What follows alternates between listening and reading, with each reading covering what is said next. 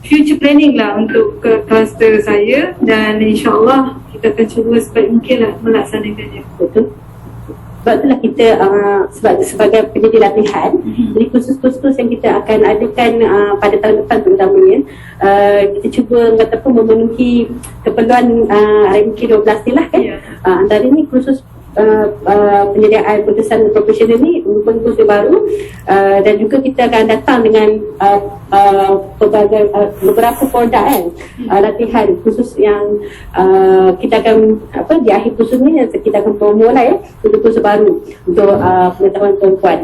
Okey, jadi sekarang kita hampir tiba di penghujung, tapi saya percaya antara perempuan ni mungkin ada persoalan atau pandangan yang ingin diajukan kepada penceramah. Jadi sekiranya ada soalan ataupun pertanyaan, seperti yang tuan tahu, tuan-puan maklum, boleh on-call speaker. Sebelum tu sila nyatakan nama dan juga kementerian ataupun jabatan tuan-puan, dan ajukan soalan, ataupun bagi yang tidak ada mempunyai kemudahan speaker, audio dan sebagainya, boleh ajukan soalan secara bertulis lah dalam ruangan chat dalam Zoom. Okey, ada sebarang pertanyaan? Okey, kita baca sikit soalan Okay, ada soalan daripada Tuan Tan Ching Kiong, di mana Doktor, terima kasih di atas perkongsian. Pakar ekonomi sering membuat andaian bahawa manusia bertindak secara rasional, iaitu logik lah dalam aktiviti ekonomi. Namun hakikatnya manusia ni sering bertindak mengikut emosi, termasuklah dalam ekonomi aktiviti. Akibatnya banyak ramalan. Pakar ekonomi dalam pembangunan luar bandar. Okey. Saya ulang soalan. Akibatnya banyak ramalan pakar ekonomi sering tersasar. Bolehkah kita masih bergantung kepada nasihat pakar ekonomi dalam pembangunan luar bandar dan rancangan Malaysia? Bagi pandangan saya lah, saya macam saya cakap tadi, ini pandangan saya. Kiranya nak bangunkan luar bandar, rancangan Malaysia ke-12 contohnya lah, merupakan sasaran kita. Kita mesti ada aim, okay? Dan di dalam untuk pembangunan luar bandar, kita gabungkan dengan rancangan Malaysia 12 yang berikutnya, pembangunan rancangan Malaysia 12 dalam pembangunan luar bandar dalam rancangan Malaysia ke-12. Kita ada aim, kita ada time frame masyarakat kita 2 tahun. Tetapi dalam proses ini, kita selalunya bila kita merangka sesuatu, kita menganggap semuanya baik, okay? Tetapi dalam macam Dr. Su cakap tadi, saya sebut tadi, ada keluar kapal kita, ada keluar cabaran, di mana di dalam perjalanan mencapai ayat tersebut, sama ada kita mampu mencapainya seterusnya dengan tepat ataupun hampir, okay? Itu mungkin berlaku. Tak semestinya kita rancang akan tercapai bentuk yang kita rancang. Ada elemen manusia di sebalik itu, ada elemen alam sekitar yang berlaku. Contohnya banjir, contoh kita nak bangun kolam bandar, kita nyatakan jalan ni siap, tiba-tiba banjir menyebabkan hujan lebat tergendala. Okay. Dan kalau kita belajar ekonomi lah, kita andaikan kalau asas ekonomi kita ingat, dalam kita menyatakan satu, kita anggap yang lain-lain itu adalah nol, kosong, tidak mempengaruhi. Tetapi dalam hidup kita, benda itu sebenarnya mempengaruhi. Kita tak akan ada nol elemen dalam hidup sebenar lah, dalam perjalanan yang kita melaksanakan sesuatu perancangan projek. Adakah saya menjawab soalan tu tadi? Kalau tak jawab, boleh kemukakan balik semula lagi. Bukan peranan penjelasan pembangunan tersebut. Okay. Soalan seterusnya saya bacakan nak baca. Okay. Apakah peranan penyelia dalam pembangunan kapasiti pegawai di bawah tanggungjawab Doktor? Bila kita jadi penyelia lah, kita tahu sektor tersebut, katakanlah saya beri contoh mudah lah, sektor sumber manusia di bawah sektor NOR lah, mengajar kapasiti dia, tanggungjawab dia lah mengajar mengenai human resource. Kita tengok background dia, kita tengok latar belakang dia, dia ni graduan apa, okay? Adakah dia selari dengan tanggungjawab dia? Sekiranya tidak ada tanggung sama, tak apa, setiap bulan kita, contohnya PTD lah, kita tidak diberikan tempat yang sama dengan dia punya latar belakang. Sebagai seorang penyelia, kita tengok keperluan apa sebenarnya yang perlu bagi dia melaksanakan tugas. Kita tak akan biarkan dia, sebagaimana kita tak akan biar dia sentiasa tak tahu, sebab mereka belum melaksanakan sebagai seorang guru untuk penceramah, pendidik dia di anak intan. Jadi kita perlu hantar dia berkursus mengikut bidang yang dia perlu bagi melaksanakan tugas. Begitu juga di tingkat lapangan kan. Saya semasa di kementerian-kementerian juga, kita hantar, kita tengok siapa yang perlu untuk pegawai kita. Ada kalanya di kementerian sangat sibuk, tak sempat nak tengok keperluan khusus untuk pegawai. Tetapi saya rasa sejak belajar daripada penilaian berkesan ni, saya rasa tuan-tuan dan puan dah nampak kan keperluan untuk kita membangun sumber manusia dari segi pengetahuan.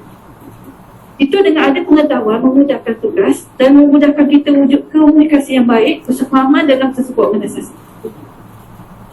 Sebab kita dah sentuh juga tadi berkenaan dengan kata apa dalam slot pertama atau slot 2 tadi ada disentuh kan kadang-kadang pegawai yang dihantar mengisi kekosongan tu tidak mempunyai kriteria yang diperlukan dalam dikasih tugas ataupun PhD. Jadi saya rasa kat situlah peranan penyelia memainkan peranan beliau dalam membangunkan kompetensi pegawai tersebut. Sebab kita tak mungkin ada K, ada X, ada apa yang macam Dr. cakap PN tu menjadi pada K lah kita boleh kawal dalam keadaan tersebut. Itulah mungkin peranannya yang dapat dimainkan. Saya tambah sikit sikit ya. Okey. Saya juga berdasarkan pengalaman saya lah, bila kita dapat pegawai baru, kita janganlah sebagai seorang penyelia mungkin terdahulu daripada pegawai tersebut cekap orangnya. Tetapi kita dapat pengganti yang bukan daripada datang pegawai yang sama. Apa yang kita buat penyelia, mesti kita kena bersabar kan. Kita bersabar, kita buat sama-sama dengan dia. Kadang-kadang kita tak sempat, kita kata tolong tengok file ataupun sebagainya. Dia tanya kawan yang pernah buat sebelum ni. Sebab kita tak sempat. Penyelia ni kadang-kadang faham kan ada mesyuarat. Bukan kata kita nak selia, kalau kita nak buat sekali dengan dia, kita pun ada tugas kita yang perlu merancang. Sebagai seorangnya kita kena tinggal sikit kan, merancang bagaimana makro overview kita punya organisasi yang kita perlu buat juga. Jadi ada kala penyelia tak sempat, dia ada pegawai baru ni, tapi beri masa kepada dia, be fair dengan dia, supaya dia dapat belajar dengan baik. Dan sebagai seorang anak buah yang baru juga, kena kita penyelia lah, kita bukan berbina, kita pun kena cepat. Paling tak kurang pun saya rasa 6 bulan ke bawah lah. Paling baiknya 3 bulan tu dah boleh berlari lah dengan kerja yang ada. Itulah sebaiknya. Tetapi ada kalanya kita teknikal kan, kita perlu masa, tak apa, ambil masa 6 bulan. Jangan lama-lama. Itu harapan penyelia. Jadi bagaimana pula kalau sebagai doktor, sebagai penyelia, ketua kluster, harapan kepada pegawai bawahan ni, apa yang doktor perlukan untuk bantu nak pegawai doktor kan, doktor harapkan daripada pegawai doktor untuk bantu doktor dalam menjalankan tugas. Pastinya walaupun penyelia ni bersabar 6 bulan, katakan bersabar, atas dia tak tahu. Okey, saya grade saya contohnya lah, dia boleh bersabar dengan atas. Atas dia tak tahu bagaimana keadaan dia, keadaan kita.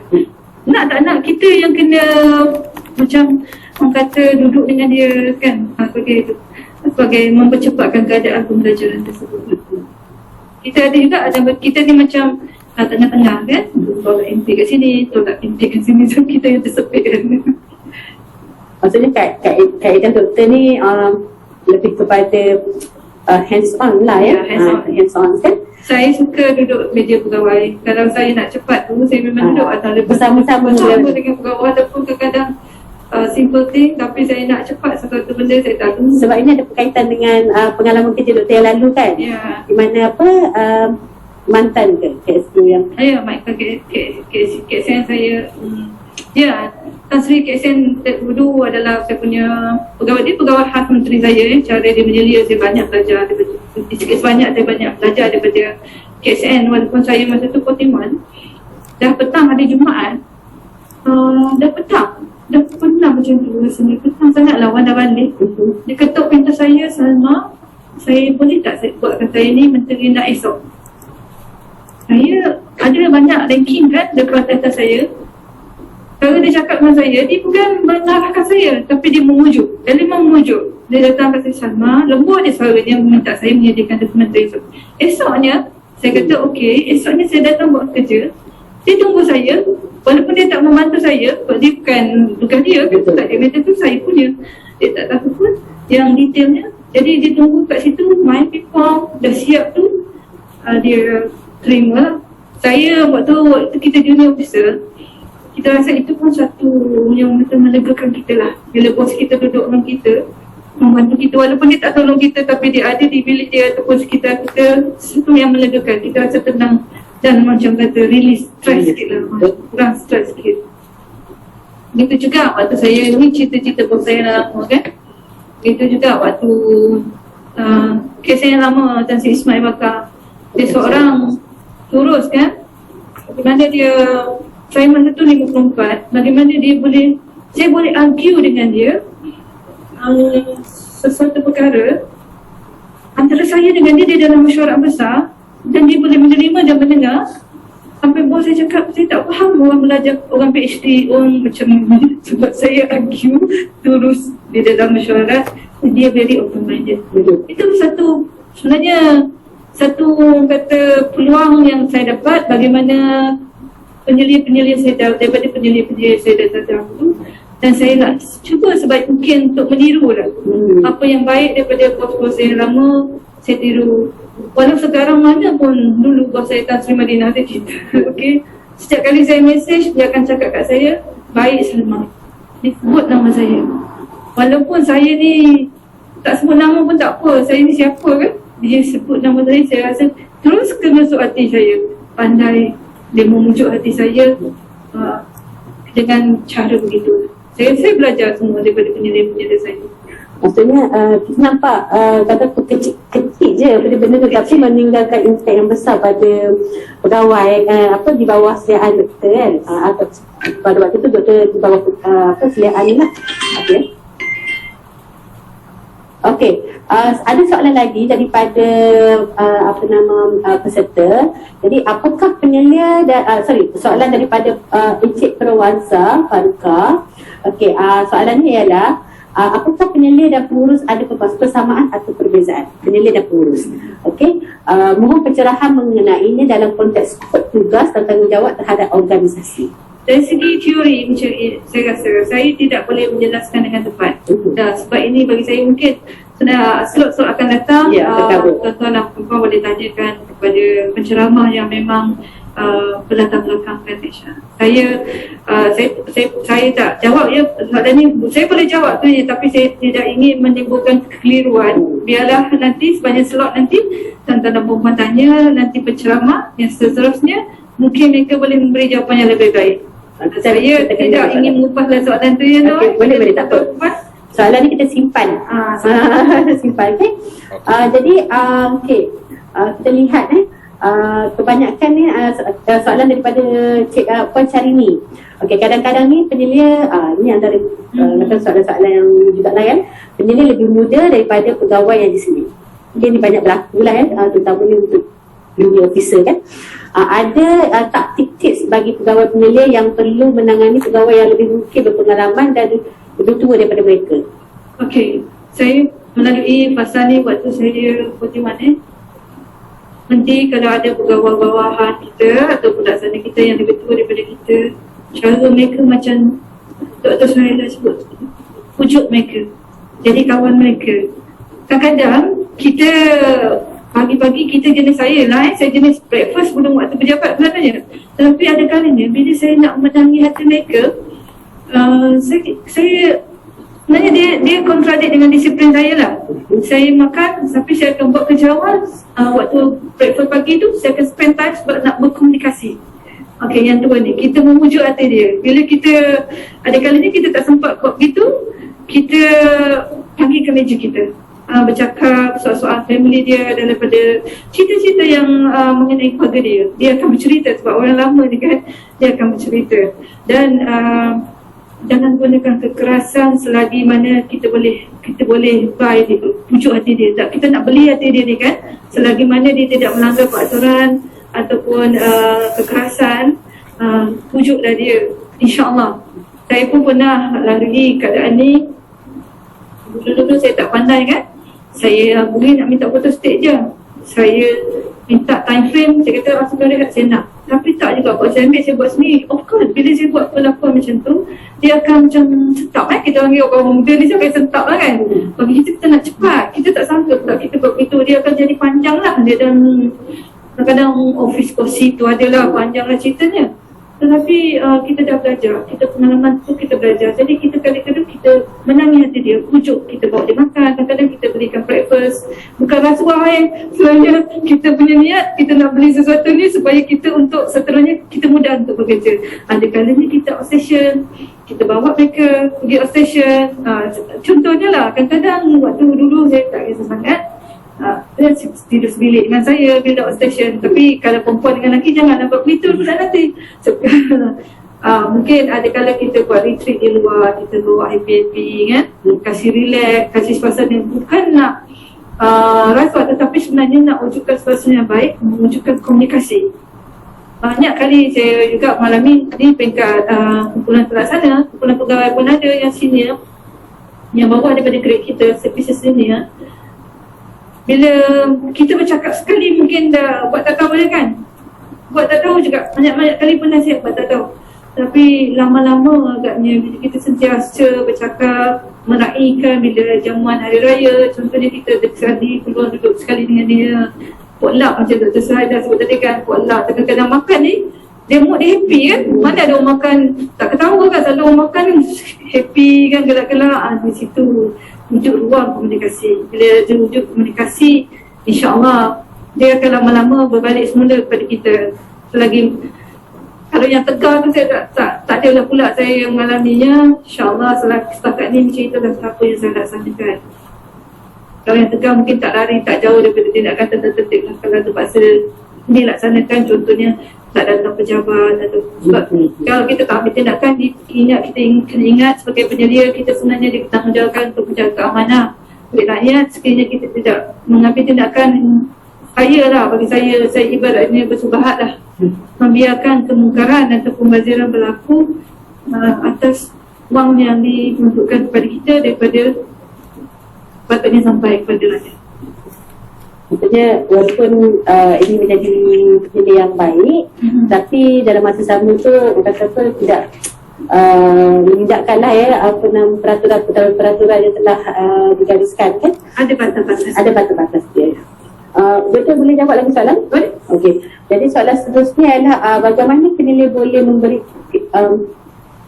okey, kita jawab soalan ni. Okey. Next. Okay, next. Daripada Tajik Jongga, Dr. dasar BDR kerajaan sekarang hanya merupakan satu dasar ad hoc untuk menangani pandemik COVID-19 kan. Jadi namun dari segi peningkatan produktiviti, penjagaan kesihatan awam dan pemeliharaan alam sekitar dalam menangani masalah perubahan iklim, adakah BDR ni merupakan budaya kerja baru? New normal lah, panggil apa? Normal baru. Apakah cabaran untuk melaksanakan BDR sebagai satu budaya baru? Sebagai budaya baru bukan hanya semata-mata sebagai langkah menangani pandemik. Maksudnya bukan sementara punya saya jawab nampak BDR ni contoh dalam konteks intan akan berterusan. Kita akan belajar online. Walaupun jika kita punya pejabat, kita akan belajar online. Kita tak akan reverse. Dan BDR juga mungkin akan jadi setengah-setengah tempat, akan jadi seterusnya. Sebenarnya di bawah konsep pemandu dulu. Kalau saya di IC tempoh hari, saya tengok mereka BDR, mereka tak datang pejabat, mereka diberikan komputer, mereka dapat menghasilkan produk yang baik kan, pemandu. Satu contoh lah. Ada yang datang ke pejabat tapi ada yang BDR. Saya bertanya kepada pegawai yang di situ, sebelum pandemik. Sebelum pandemik. Masa tu saya belum PhD lagi. Masa tu lebih kurang beberapa tahun lalu kan.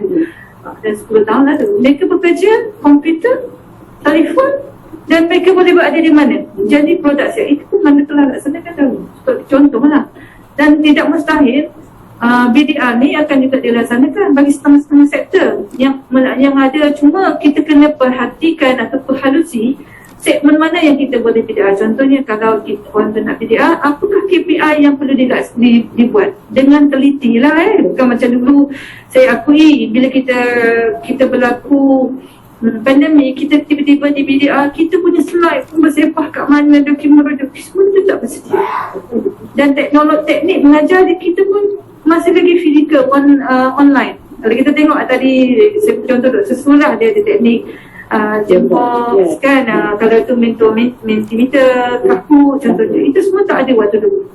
Bila akan datang ni, bila kita dah pertengahan berlaku BDR ni tempoh hari, dah timbul teknik mengajar pun dah berlainan. Betul. Dan saya kata penceramah pun dah lebih suka berada dalam online daripada Maklum kepada peserta sama. ya.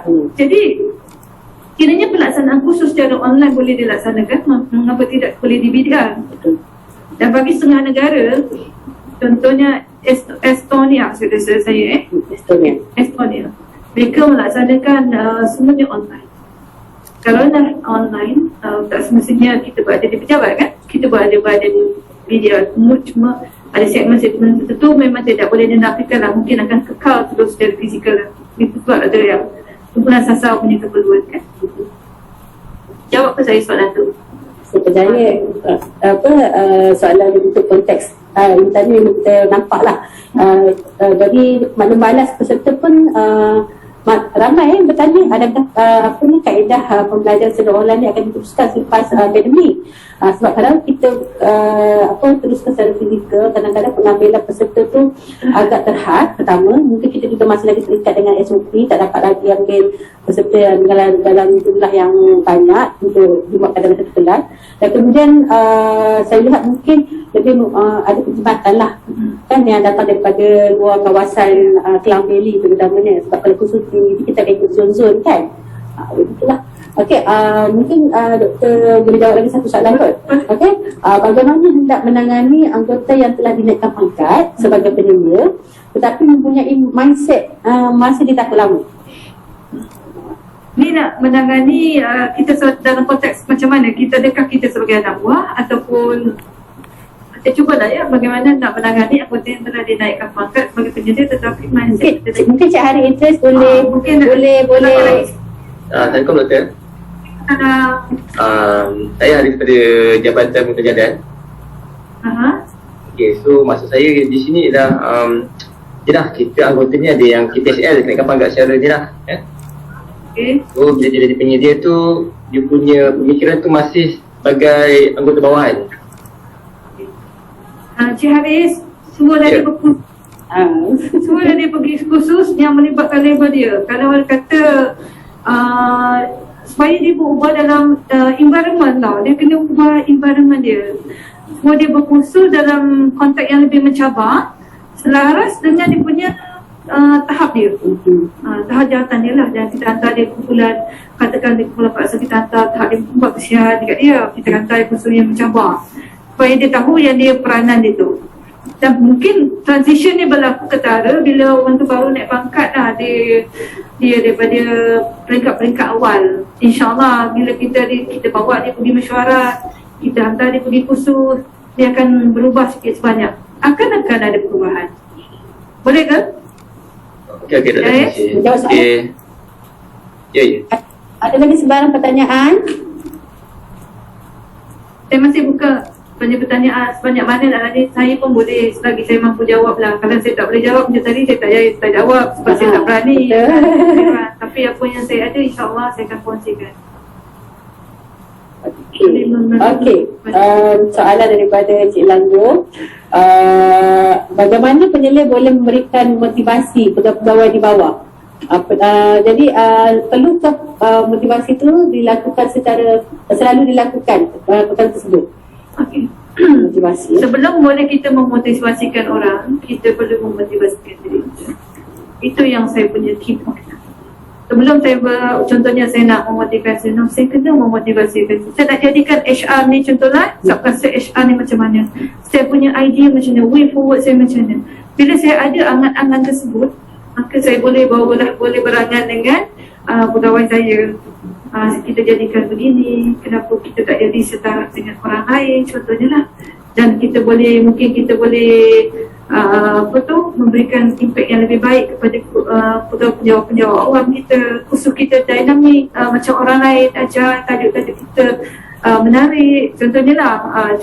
Dan untuk memotivasikan orang ni, sometimes kita kalau kita cakap bebe pun penat mendengar kan. Kita hantar dia pergi kursus mana-mana yang berbayar, yang macam mana pihak swasta laksanakan. Baru kita dapat mengukur sebenarnya kita tahap mana, orang luar tu tahap mana. So di situ kita menampak, kita buka minda pegawai kita, sebenarnya kita berada tahap macam mana, menarik ke kita, apa yang kita kena buat.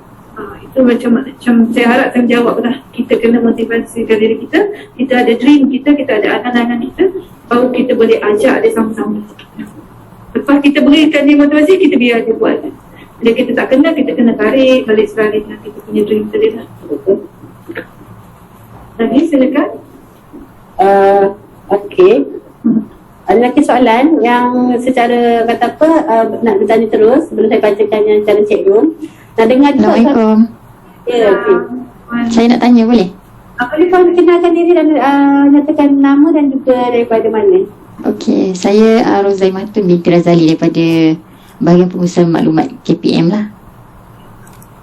Okey, saya nak tanya dengan doktor lah. Adakah keberhasilan satu-satu kerja anak buah kita, keberhasilan yang orang kata berkualiti lah, dia menunjukkan ciri-ciri seorang penyelia yang baik. Adakah itu memberi faktor kepada, faham tak? Saya nak tanya macam ni maksudnya adakah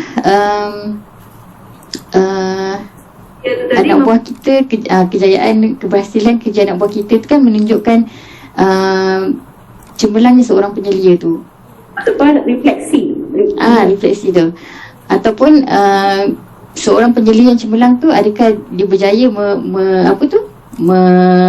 mentadbir urusan anak buah dia. Bagi pandangan Ada kaitan ke doktor macam tu? pandangan saya lah, ada kaitan. Ada kaitan.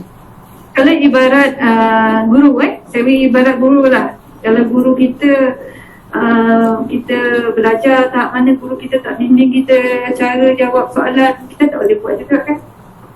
Kalau anak buah kita bagus pun kan, tapi kita ignore dia mungkin tak ada motivation. Dia mungkin pandai tapi tak ada motivation. Tapi kalau penyelia tu sentiasa memberikan dia good, very hard work, you are very good, positive word tu sebenarnya mempengaruhi. Tak semestinya penyelia tu, tak semestinya contohnya nak buat projek je kan, mantau projek on the ground, penyelia tengok sama-sama kualiti. Kadang-kadang kita bercakap thank you itu kan sebenarnya bos kita, sebagai penyelia, anak buah kita memang bos kita suka lah, happy kita buat, dia kata okay good, dia punya dari situ sebenarnya dia akan membuat satu motivasi. Bagi saya lah, saya pandangan saya, motivasi untuk menghasilkan kerja yang lebih baik. Kita komen sikit je kadang-kadang, okay ni RM1 contohnya lah, ayat dah bagus dah semua, ini RM1 tarikh ni, sebenarnya tunjukkan kita sama-sama dengan dia. Anak buah kita belajar, next time dia akan follow, jangan buat tulisan ni, jangan buat RM1 macam ni, nanti bos tak suka. Dia bukan info pada kita kan, tapi dia akan pergi kepada bos lain, dia akan buat yang sama, jangan buat macam ni. Prinsip dia dah ada dalam diri dia, jangan buat macam ni, bos tak suka. Dia pergi bawah mana pun dia tak akan buat. Dekat situ mempengaruhi, mungkin kecil, tetapi dia akan sebati dengan diri seorang dan dia akan bawa supaya boleh. Maksudnya positif ataupun negatif benda tu akan reflect lah ya. Tapi kalau tadi ada satu lagi contoh Rose, dia tanya saya, kalau tadi saya tanya tadi kalau mempengaruhi penyelia anak buah kan Jadi tadi ada satu lagi saya tak apa ni, tapi ada dua tadi contradict situation kan. Betul. Apa yang soalan pun ialah prestasi gawai bawahan kan.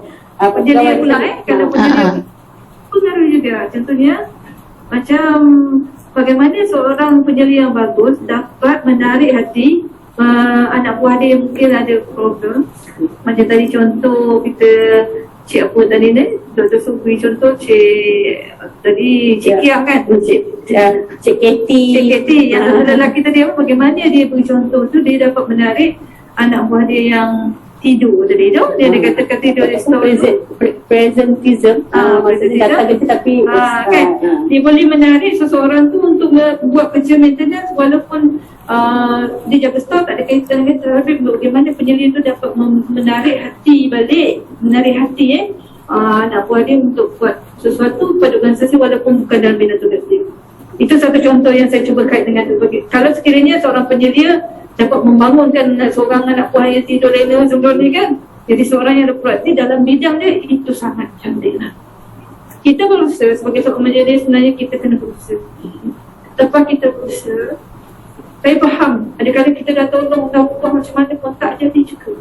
Saya faham Masalah itu dia. kan masalah. Kita dah cuba sebaik mungkin, kita dah beri peluang. Maka satu, macam saya cakap tadi lah, kita memegang amanah juga kan. Kita ada dua topik, satu sebagai penyelia yang baik, satu lagi penyelia yang mengikut undang-undang peraturan perkhidmatan hukum. Baik. Ada lagi soalan daripada Cik Haris Idris. Okey, bagi jabatan yang memberi perkhidmatan secara langsung kepada pelanggan, bagaimana penyelia hendak mengimbangi di antara hasil KPI yang telah ditetapkan dan pada masa yang sama hendak memuaskan hati setiap pelanggan. Okay, secara appointment dalam keadaan COVID-19 ini mungkin menyebabkan lainnya lah kan, terutamanya macam KKM ke ataupun imigresen dalam kasar. APJ contohnya betul. Saya faham ada yang tunggu queue panjang kan, semua nak cepat kan. Tapi dalam keadaan pandemik ni maybe apa juga masalah yang berlaku ni perlu diperkemaskan lagi untuk akan datang lah. Sebab pandemik awal-awal ni memang kita kata kalau kaunter 45 lah. Tetapi sebab semuanya kita tak sangka kan semua keadaan ni macam ni kan. Tetapi pengalaman ni juga perlu kita fikirkan untuk menjadi lebih baik kan. Kita kena fikirkan jalan bagaimana kita dapat memudahkan urusan seterusnya. Mungkin daripada inilah sebenarnya kita bergerak ke satu fasa yang lain dalam perkhidmatan awam kita. Banyak sebenarnya dah berubah dan mungkin akan datang isu ini akan dibincangkan dan diperincikan bagaimana dari segi aspek keselamatan transaksi duit berlaku dengan selamat. Ini adalah asas-asas kepada perbincangan seterusnya untuk satu tindakan yang lebih besar. Kita berada dalam pandemik ni sebenarnya membawa kita berada dengan segera ke dalam IR 4.0. Betul. Sebelumnya kita hanya bercakap, berbicara, je. buat seminar dan sebagainya. Tapi tiba-tiba dengan datangnya pandemik ni dia macam mempercepatkan. Betul. Polisi keuangan kita bagaimana dia memudahkan. Sebenarnya bukan senang. Kalau tak berlaku pandemik ni mungkin ambil masa yang panjang sedikit, tetapi pandemik ni shortcut everything dah. Cuma ada benda-benda yang ketinggalan, ada benda yang apa orang kata jadi cacat sedikit, jadi kurang sedikit, mungkin akan jadi asas untuk perbincangan atau proses kerja yang lebih baik akan datang. Baik, baik. Okey. Ada lagi sebarang pertanyaan? Kita buka lagi. Mungkin soalan yang terakhir ke? Boleh tanya saya. Kita santai-santai je kan, macam saya cakap tadi kan. Betul-betul. Saya santai je. Kalau boleh nak dengar suara peserta lah. Instead of menggunakan, Cik Parwansa telah menulis, kita jawab Okey, sejauh manakah penilaian dianggap seumpama satu seni, kemahiran skill lah untuk menyiapkan sesuatu tugasan tapi menerusi orang lain. Bagaimanakah yang penyelia dianggap sumber sendiri? Okey. Lebih kepada mengatakan delegasi tugas. Macam ni lah kita tengok wayang kulit lah saya rasa kan. Kita tengok cerita yang menarik, tetapi kita tengok aktor tu depan kita, tetapi sebenarnya belakang dia orang lain. Betul. Ibarat satu seni saya nak faham macam mana ni. Bagi saya lah kan, sebagai seorang penyelia, satu amanah, dan penyelia juga adalah pekerja.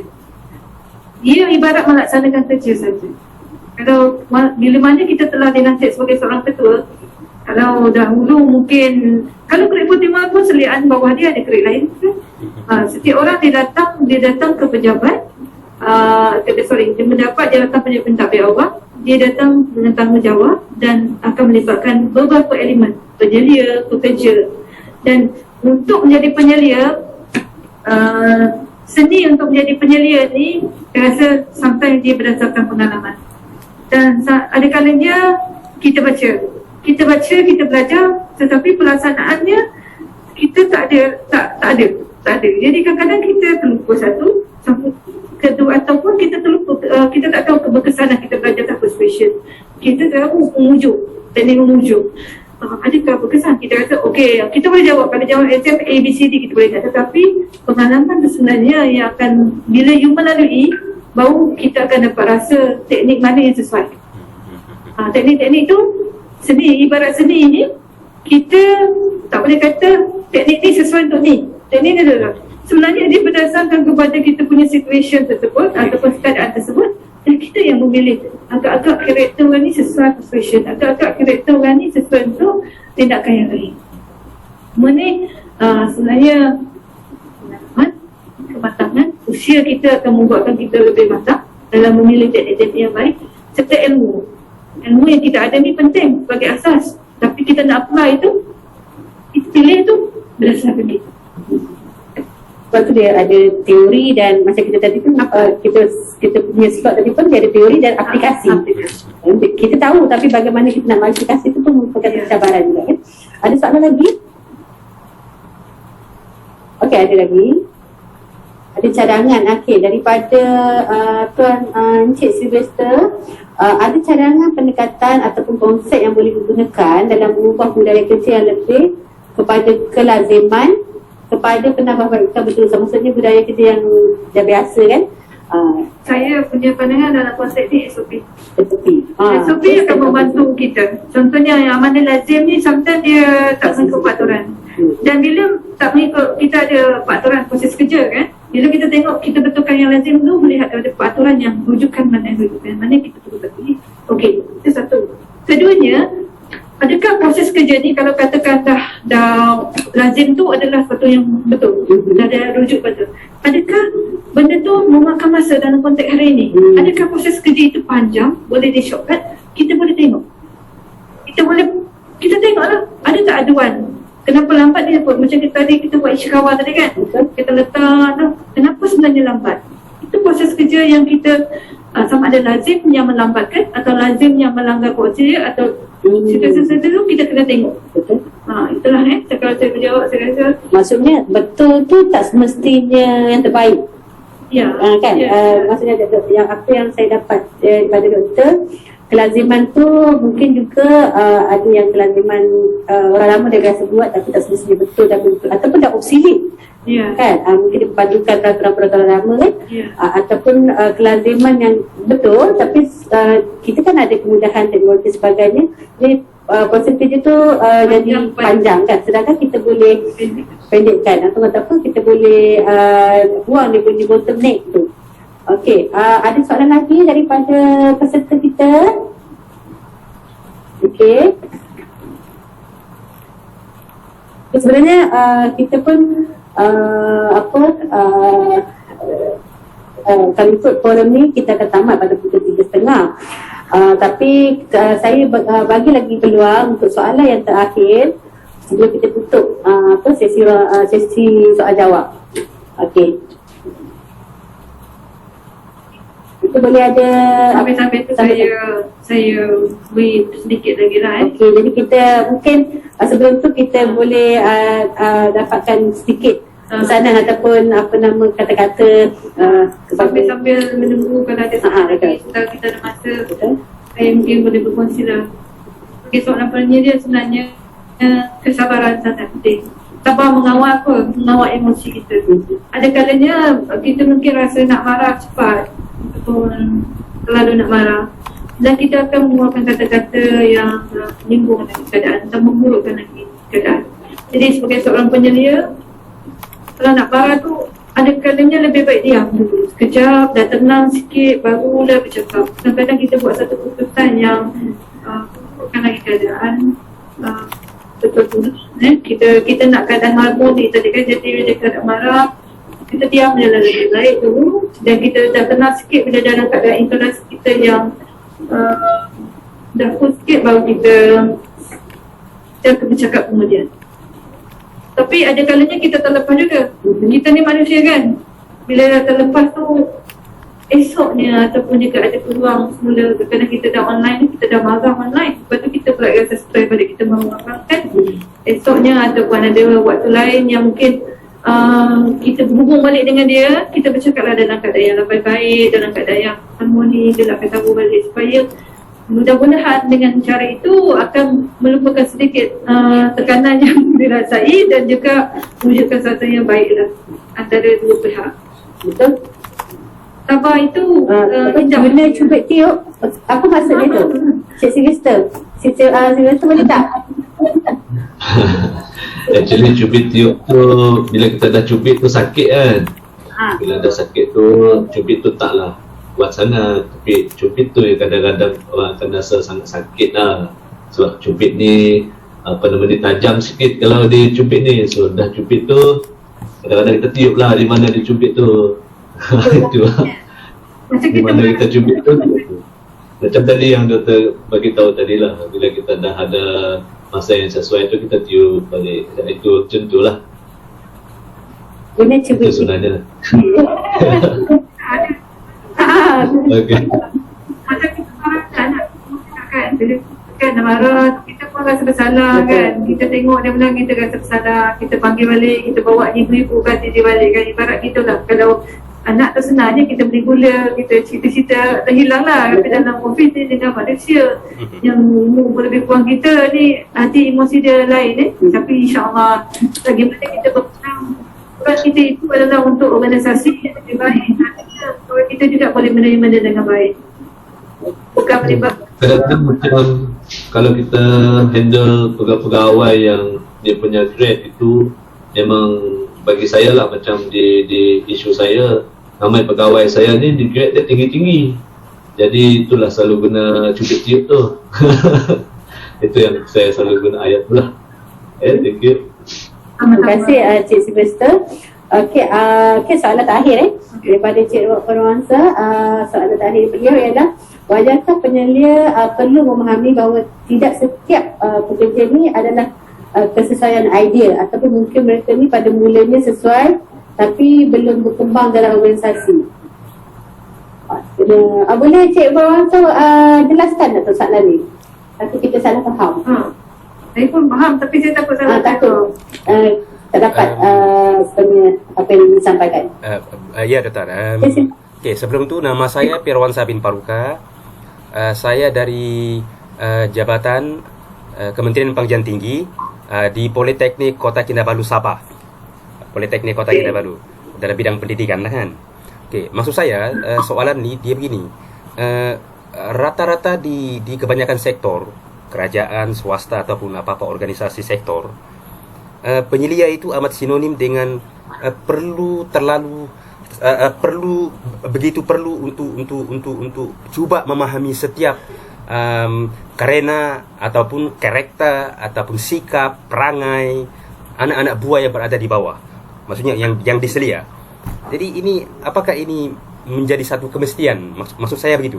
Menjadi satu kemestian untuk kita pastikan organisasi itu dapat dipacu ataupun bergerak ataupun berfungsi mengikut ataupun berpandukan kepada misi visi organisasi itu sendiri. Itu maksud saya. Ya, terima kasih. Bagi saya perlu. Saya perlu.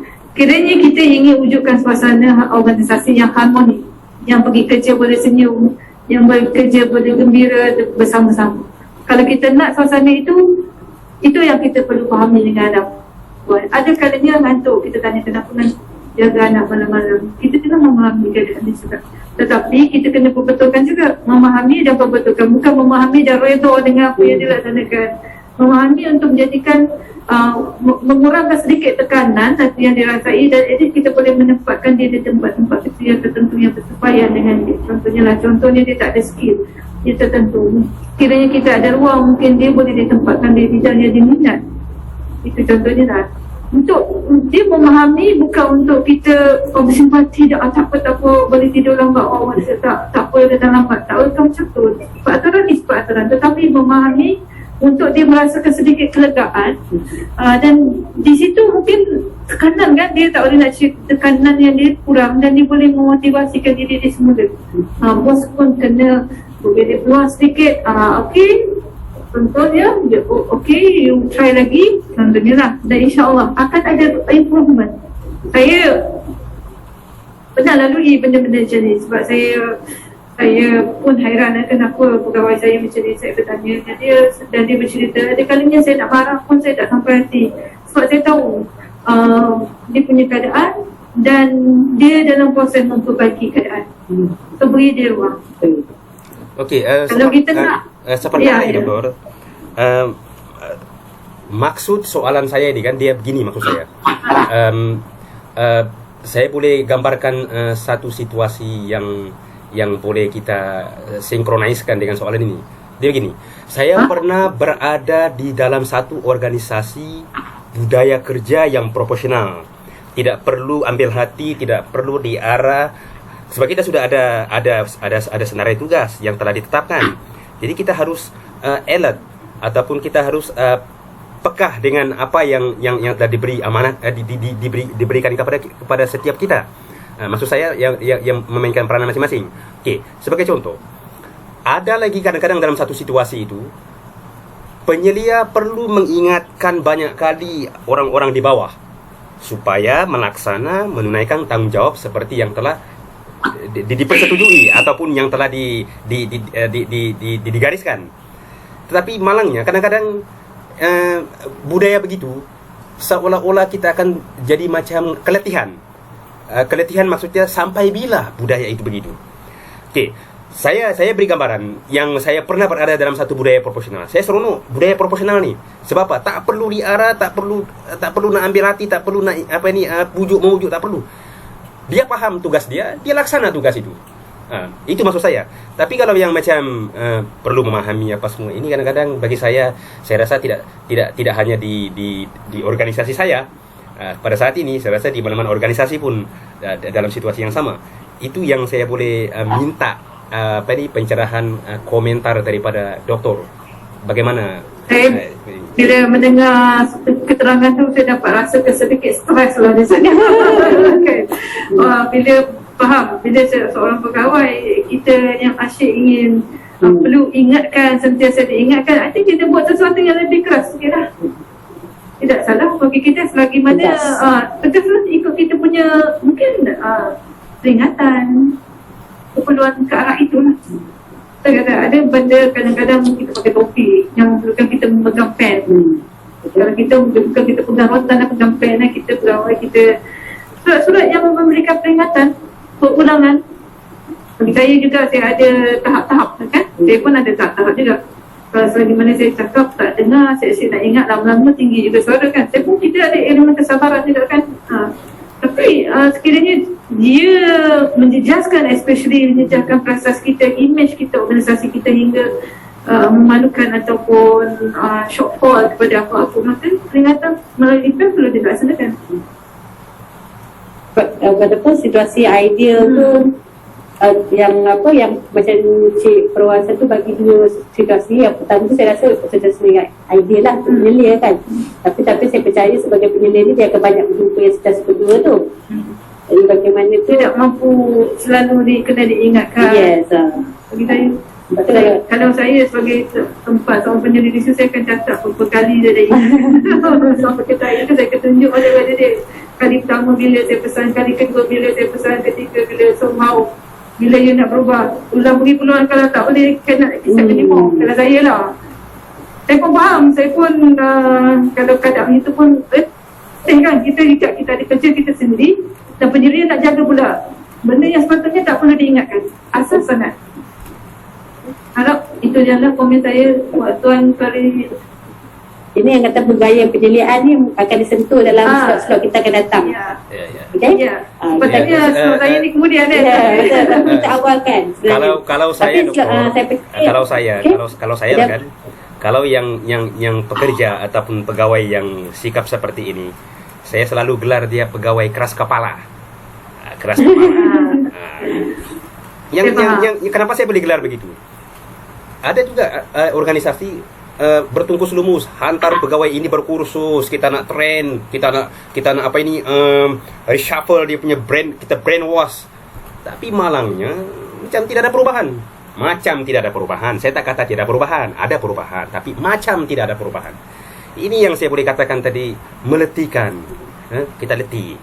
Saya pun kadang-kadang Mungkin tak tahu sedikit idea pendengar apa saya dengan idea yang melihat boleh. kepada dia punya minat ataupun kepakaran dia dengan tugasan baru lah. Atau contohnya dia tidak mau tugas ini penyelidikan menulis kertas contohnya kan, menulis kertas kerja atau kajian, dia tidak mampu melaksanakannya. Mungkin dia lebih sesuai dengan bentuk operasional. Hari ini buat, hari ini dapat, hari ini buat, berbentuk demikian. Lihat semula kepada dia punya kompetensi dan kesesuaian attitude dia. Boleh tuan boleh cadangkan kepada pengurusan sebab ia satu liability sebenarnya, dah merugikan dan memenatkan bagi penyelia. Mungkin lihat semula dari segi kompetensi. Terus saya kata saya akan nasihatkan, tulis saya punya nasihat dia dan saya akan tekankan kepada dia, saya nampak you tidak ada perubahan setelah diberikan pernyataan, sekarang kat mana you nak pergi, saya boleh membantu you mencari tempat yang lebih mudah untuk you bekerja selagi mana you kena bekerja. Kalau you rasa tak sesuai kat sini, beritahu, kita boleh cadangkan. Dan saya dipakai penyedia, saya dah cuba membantu dan saya telah berikan nasihat. Saya tidak rasa saya boleh tahankan kalau lama-lama macam tu. Tetapi benda ni, kelemahan penyedia selalunya tidak ada dokumen. Datang lambat, contohnya lah, diam dah melarat. Padahal di peringkat pencegahan awal, kita tidak mengambil tindakan awal, dia jadi satu kelaziman. Di peringkat dah kronik ni, kita nak buat dengan nasihat tu dah jadi macam lali ya, tak sedengar sebab selama dia dibiarkan. Jadi kita nak buat sebagai penyelia pun ada kalanya simpati kan, ada lima kekerasan nak dibenarkan. Tapi bila lihat semula topi sebagai pemegang amanah tadi, tak sanya kata. Kita tak boleh wabak sikit tabiat jadi dia bawa. Okay, seperti yang Cik Cik komen, ambil tindakan tertentu sebagai langkah seterusnya ya. Setelah nasihat tu langkah seterusnya tu dah sebagai saya punya orang dapat amarah pun dah takut. Betul. Masuk dalam buku perkhidmatan. Saya pernah jaga tertib begitu agak menakutkan lah kan. Kita tengok dalam buku tertib tercatat. Kita tak nak, kalau boleh buat tu pada orang, kita pun tak nak benda tu berlaku pada kita. Kan dapat surat amaran, takut. Kita punya orang. Especially pegawai lah. Kalau pegawai perasan dia tak jauh dari sikap tu. Pegawai ni nak naik pangkat pun lah kena lihat tu. Okey, Tuan, harap dapat menjawabnya. Soalan ya. Okey, jadi nampaknya itu soalan terakhir. Okey, nampaknya sampai sini saja kita bersama dalam forum perkongsian pengalaman secara dalam talian ya. Okey, saya ada lagi sikit lagi. Okey, sebelum saya nak tutup ni kita bagi sedikit masa.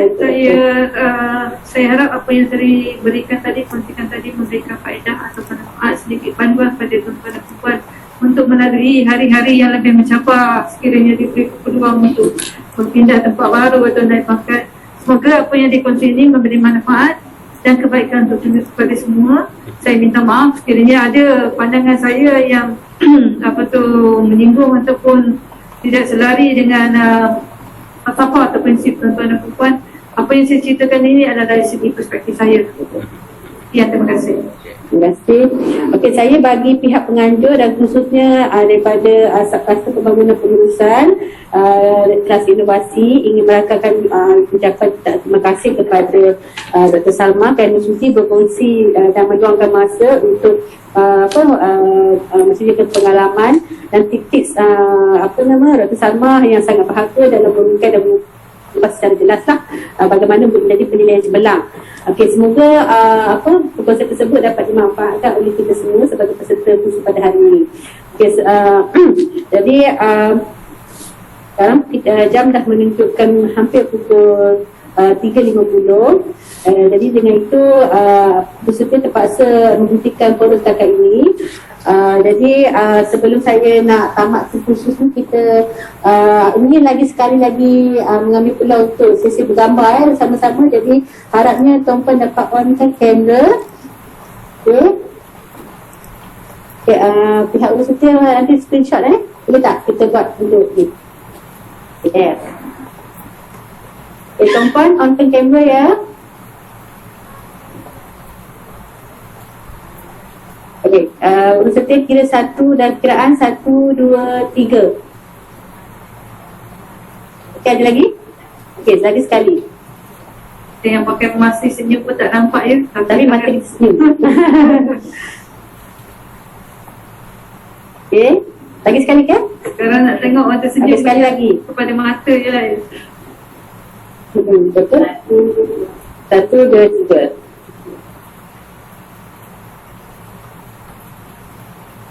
Okey, jadi kongsikan dah. Okey, sudah. Kita Okey. jumpa lagi. Baiklah, sekali lagi pihak Urus Setia mengucapkan ribuan terima kasih kepada doktor dan juga kepada tuan-puan peserta hari ini di atas kesudian meluangkan masa untuk berkhususlah ya. Dengan itu saya selaku Urus Setia memohon ribuan kemaafan jika sepanjang saya mengendalikan forum ini terdapat tutur kata dan tingkah laku yang menyinggung perasaan doktor dan juga tuan-puan sebagai peserta. Sesungguhnya yang segala kelemahan tu datang daripada diri saya sendiri dan segala kebaikan tu daripada Allah Subhanahu Wa Taala. Sehingga bertemu kembali pada hari esok pada waktu dan talian yang sama, gunakan talian yang sama ya tuan-puan. Apa ni seperti yang saya telah kongsikan dalam grup WhatsApp. Kalau tidak ada sebarang pertanyaan ataupun pandangan, kita akan tutup sehingga setakat ini. Okay. Assalamualaikum warahmatullahi wabarakatuh. Sekian, terima kasih. Waalaikumsalam. Terima kasih doktor. Terima kasih doktor. Baik, doktor. Okey, terima kasih atas perkongsian hari ini. Terima kasih, doktor.